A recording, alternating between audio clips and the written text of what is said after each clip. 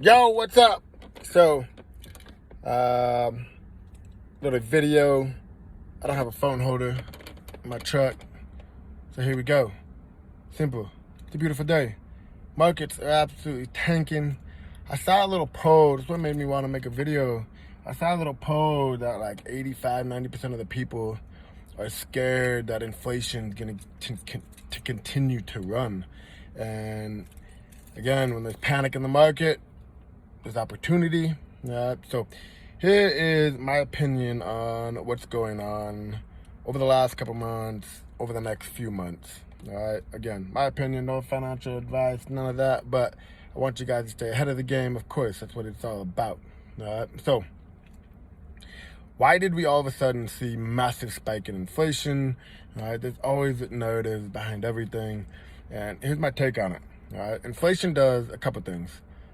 Inflation is real inflation. I'm talking on Main Street, the ones that we are feeling. All right, it is going to raise prices, and when people are living paycheck to paycheck, they're going to force to be doing two things. Either one, they're going to have to start spending, their credit, getting more debt, start spending their savings, or they're simply just going to start spending or buying less.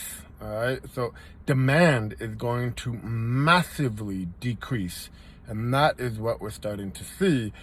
Prices are so high, people aren't buying as much. All right, demand is decreasing. All right, and I'll give you another thing. Since there's inflation, what did the Fed come out and do? All right, we got to go and fight it. We got to fight it. So how are they fighting it? We're going to start raising interest rates. What does raising interest rates do? That prices people out of the market. That's pricing cars a lot higher, a lot harder to get loans. Mortgage rates are skyrocketing. Not quite, but they're a lot higher, and they're pricing a lot of people out of the market due to the market being so high, and now higher interest rates are pricing a lot of people out. What does that mean again? Demand. Demand is slowing down big time. At the same time, we're seeing China lock down. Why? Why is China locking down? Why is the supply chain, a lot of supply chains shutting down little by little? Well, because demand's slowing down, so it can, right? The real economy is contracting and contracting and contracting. Don't look at the stock market. The stock market has nothing to do about the real economy. The stock market just printed with fake money. It's all fake money. So what's going to happen over the next few months? Simple. Not quite simple. This is my thesis. One you're probably not going to hear.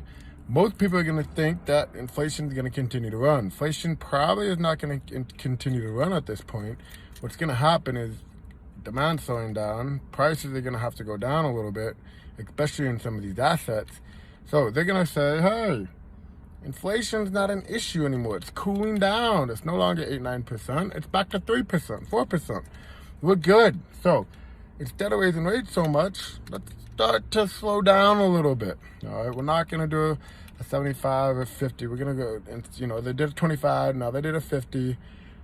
Now they might go back to a 25 and maybe none at all. Or maybe they might not sell their balance sheet. All right, so the Fed is going to start easing on their policies, which is going to signal to the markets that they're out of ammo. They can't really do anything.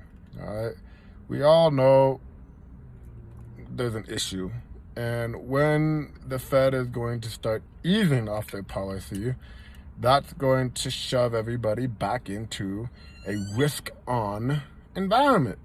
Everybody's saying it's going to implode, inflation, hyperinflation, this and that, whatever. And they're thinking it's time to risk on. When risk on happens, when the Fed admits that they can't quite do anything by changing their policy, it's going to be pretty embarrassing for them that they can't even raise rates very high at all before things collapse. And if they admit that they're going to have to change that, they're signaling to the world that the can's been kicked too far. There's nowhere else to go. So what is that going to signal to the markets? The markets are saying, risk on. Let's go find other assets to protect ourselves, right? Let's start buying real stuff. At the same time, we're seeing more and more countries adopt crypto, Bitcoin, and all of that. The ETFs for Bitcoin should be approved by this summer. And if they do, around the same time that this all happens, you're going to see a funnel of money, of institutional money, come into the crypto market. All right. I'm a crypto guy. That's all I focus on. So I look at the macroeconomic world to see how it's going to affect crypto. I still truly believe we are still in a bull market for crypto. We have not, again, I think if we were in a bear market, we would be way below 29,000 by now. 29 was the first big dip. We have not since yet breached that. We're not even quite close. I do, however, think we are in for some volatility while the macroeconomic environment plays out until this benefits Bitcoin and crypto itself.